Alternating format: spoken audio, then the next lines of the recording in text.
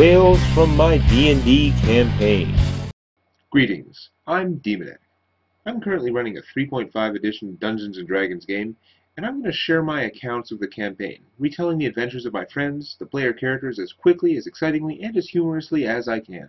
I should quickly apologize to anyone who has already read the more detailed version of these first few accounts in print form in Season 3 D&D Excerpts. I wanted to start doing my retellings on YouTube, and that means I really need to start this campaign from the beginning for any new viewers. First, let me introduce the heroes of the story. Kraven Row is like this stylish steampunk guy. He has magic, but he's not one of those, I cast fireball, centered on myself type guys. He's more like a, I buff everyone and I craft magic items really cheap so later on I can break the game's treasure type of guy. And sometimes he shoots things with his fancy magic punk crossbow. Badass. Reginald Black is this really tall priest guy in heavy armor, and he's kind of quiet and also slow. Physically, not slow like stupid. It's because he wears a lot of armor and also it's menacing. But he worships Sirius, the god of justice and protection, and he throws himself between Draven and the bad guys, and Black is all like, stop trying to hit me and hit me, because he has a bunch of magic items that do damage back to enemies who harm him. Angel Bloodright is this foxy little gnome assassin woman who does the scouting for the party, and usually sees an ambush coming like a mile away. She is way faster than she looks, can virtually disappear at will, and usually reappears with a spike chain wrapped around some bad guy's throat. And she's totally all about the money, except that really, she hates the evil Kuo-toa Empire. But really, she's all about the money. And finally, Littleone is actually a big, strong guy, like Black, except he wears less armor and likes to charge directly at the biggest, meanest thing in the room. The reason he's named Littleone is he was raised by his single mother, and that's what his mother called him, because his mother was actually a dragon.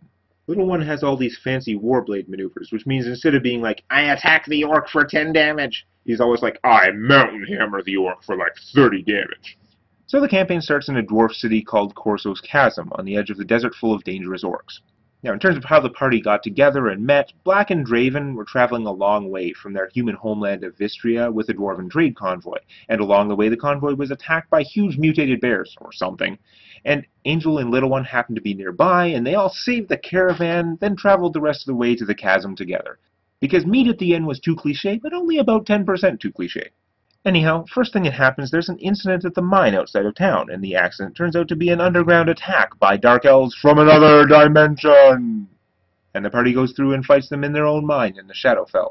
And they kick all kinds of sneaky drow ass, and Angel scouts out a room with a bunch of guards and a drow wizard behind a deep chasm, and Littleone was like, can Angel ride on my shoulders? And Angel was like, do it!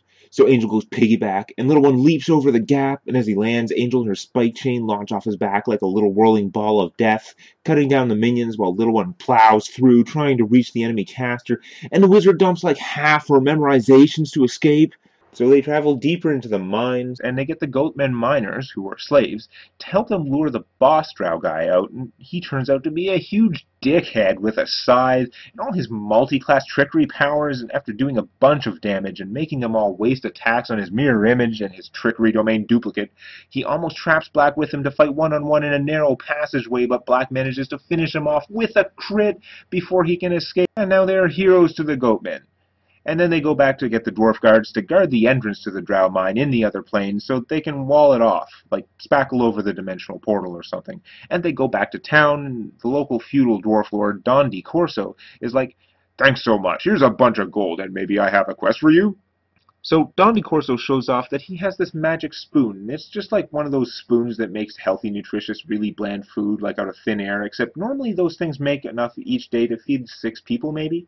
But this spoon is actually an artifact that has no daily limit except for how fast you can trigger the power, so it can actually feed 2,000 people, which would be awesome back in Vistria where they're cut off from most trade and have a ton of refugees, so starvation is kind of a big problem up there. And Di Corso is like, I have a line on 2 more of these artifacts, and once I've got them all together, I'm hoping you can take them to Vistria for me. I know it's a long, dangerous journey, but if the other 2 spoons are as good as this one, his voice breaks a little, and you could swear there's a tear in his eye. This is what it's all about, people. This is the chance to make a fortune, being heroes. And I don't mean the glory or the fame. I mean genuinely helping people, saving thousands of people from starvation, improving their quality of life. In a way, it's even helping the war effort against the evil empire. And we can be rich. And they're all like, yeah, that's a pretty good sales pitch, okay. And the Don is like, I've already arranged a business deal for the 2nd spoon with this guy called Bob. So you just go do this easy FedEx mission, and my steward should return with the third spoon by the time you get back, so this totally isn't one of those three-part adventure things. And they're like, good, because those are annoying and way too predictable. So after they've agreed and they're about to ride out to trade the contents of a little chest for the second spoon, DeCorso's magistrate comes out and he's like, by the way, I don't want to trouble you or make you worried about the deal or anything, and this really shouldn't be a big deal because the Don and his steward have dealt with Bob several times before and he's totally legit, but I thought I should just mention this little detail. It should not be a problem, but some people get uptight about these things and they're all like, spill it. And the magistrate is like, technically Bob is a Kuatoa. And they're all like, shit. Those of you who are paying attention may have noticed I mentioned an evil empire earlier. Well, in this world there is a powerful ancient aquatic civilization who have crazy alchemical technology and a way bigger defense budget than all the land nations combined because they rule practically the whole entire ocean and everyone is scared of them conquering the world. And they are these guys, the Kuatoa. These Kuatoa have found a way to cheaply mass-produce alchemical invisibility cloaks powered by their own chemical skin secretions so that all their soldiers have them, and yet if you steal their cloaks, they don't work for anyone else.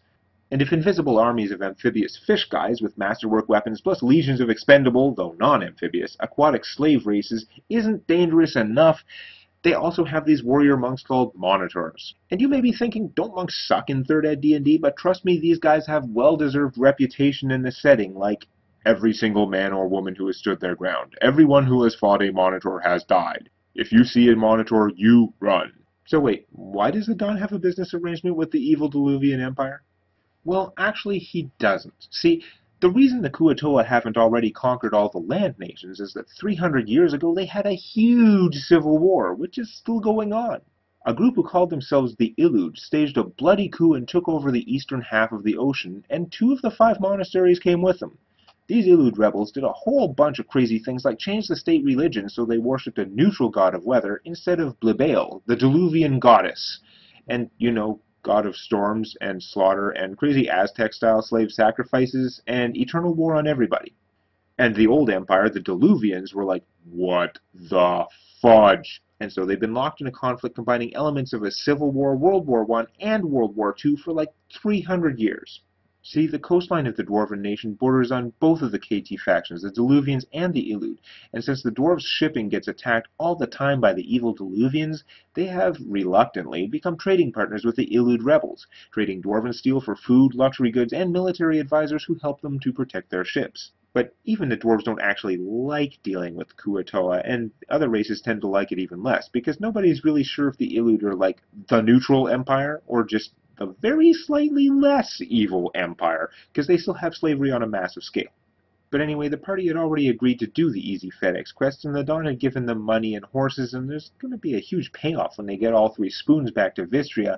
Plus, Kraven and Black are pretty keen on this whole save humans from starving plan, so they're all like, fine, whatever. And they did check the cargo to make sure they weren't trading like yellow cake uranium or something to the KTs. It turns out the thing they are trading is just a little magic rod that can do like 3d6 non-lethal electrical damage as a touch attack twice per day. So it's pretty much just a taser. I mean, technically you could call it a weapon, but it hardly seems like a big deal. So the meeting spot is like 10 days away. They get about halfway there when they have this weird random encounter where this strange white deer, and I don't mean like a white deer, I mean like chromatic white, so uniformly white and without shadows that it looks like 2-dimensional deer, leads them away from the road to this clearing in the forest, and then it disappears into a little white sapling. And I mean really white, like 2-dimensional white sapling. And while they are trying to figure out what to do with it, and they're all like, hello bizarre white tree spirit whatever, did you call us here for a reason or what? And then they hear these buzzsaw sounds in this like huge lumbering thing, and yes, I mean lumbering in every possible sense of the word, as in a massive slow-moving thing that cuts lumber. This 15-foot-tall Warhorse robo-lumberjack chops down a row of trees with its buzzsaw arm, then uses its 12-foot-long adamantine tri-bladed greatsword-looking arm to cut each log into 4 planks and put them in a neat pile. And they all look back down at the little white tree and they're like, oh, now I get it. Now, they're all like level 6 or something, but as much as Little One loves to smash things, even he isn't really keen to attack the giant metal man who cleaves foot-thick trees like a buzzsaw through butter. So they're all like, hey, Draven, you like machines and magical metal crap, you talk to him.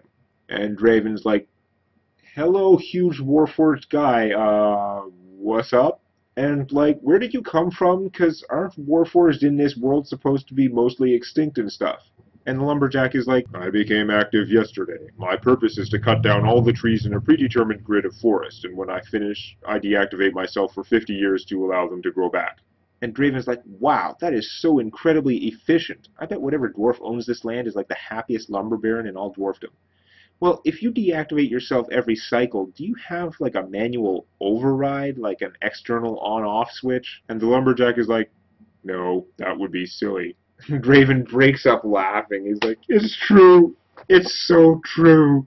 Now, they aren't sure just how intelligent, or more to the point, sentient this lumberjack thing is. See, the Warforged are a race which was artificially created by an ancient civilization to fight in some long-forgotten war. They are a type of semi-alive golems. Normally, they are humanoid and about human-sized, and they are considered to be as sentient as you or I. But historically, larger ones are often their more primitive ancestors and tend to be less intelligent, have less of a sense of self, especially ones like the lumberjack here, who doesn't even have prehensile hands. But since they can't think of anything to do other than attack the giant metal monster, or let it trample the little white tree spirit whatever, Kraven flat out asks the thing, if you continue on your current path, you threaten this tree spirit whatever, which is a sentient being. Could you possibly just adjust your path to avoid harming it? And the lumberjack looks down at the tiny white sapling that looks side to side and kind of awkwardly shuffles sideways in the clearing, walks past the sapling, shuffles back into his line, double-checks his bearings, and starts cutting his way forward again, moving away from the little tree. And they're all like, hooray, we saved the thingy, I guess. But a little white dot floats up from the sapling, a little two-dimensional looking white seed or something, and as Draven looks simultaneously amazed, intrigued, and a little disturbed, it glides down into his shirt pocket. And he's like, okay. So they get back to the road and continue on until after a little less than 10 days total of riding, they spot a distinct, vaguely pyramidal glacial rock near the road and a lone tree leaning over it with its roots suspended like half out of the ground. This is the landmark where they're supposed to meet up with Kuo-toa Bob, and as they approach they hear this tearing sound, the distinctive sound of an invisibility cloak decloaking, and a large Kuo-toa materializes, and I mean a large-sized KT, like 10 feet tall with a mouth big enough to almost swallow Angel whole, which doesn't make sense, because they've all seen Kuo-toa before, and they are medium-sized creatures, like human-sized, like 5.5-foot tall anthropomorphic fish guys with pot bellies, and this guy is way too big and looks very angry. And that's when everything goes to hell. Next time on Tales from My D&D Campaign. I'd like to give a big thanks to my players, Draven, Black, Angel, and Littleone, and don't worry, you will learn more about their characters and my game world as the story goes on. This game's been going on for some time, so it'll take me a number of videos to catch up to real life, after which I hope to put out one of these each week, or at least each week that we get together and play. If you have any questions, suggestions, or criticism, you can make a post on the forums or leave a comment below. And hit subscribe so you don't miss an installment of Tales from My D&D Campaign.